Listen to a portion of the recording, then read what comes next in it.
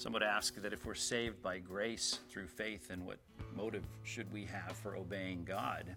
And it's really an unfortunate question. It's as unfortunate as someone saying, well, if my wife promised to be faithful to me through good times and bad times, sickness and health, all the rest, then why should I be a good husband? It really is devoid of what should be a part of our lives as regenerate people who love God. Clearly, that's an underlying and assumed motive throughout the New Testament.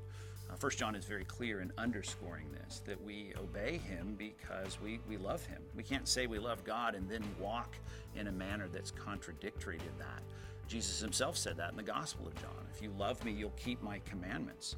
And clearly we can understand that in human relationships. Just because there's security, just because there's something that's granted by the devotion of the other does not mean that we do not reciprocate that devotion by our allegiance, and in this case, our obedience to Christ.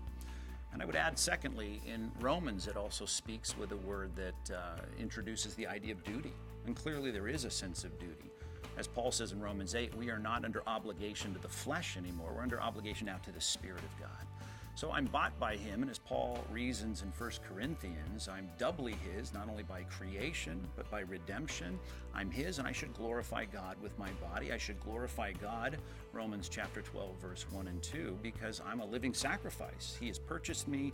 I live for him. I have a duty to obey him because I'm his, and he's my Redeemer, and I also love him. And regeneration ensures that. As a new creature in Christ, I want to please God, and those things should certainly eschew and remove that question from the vocabulary of Christians.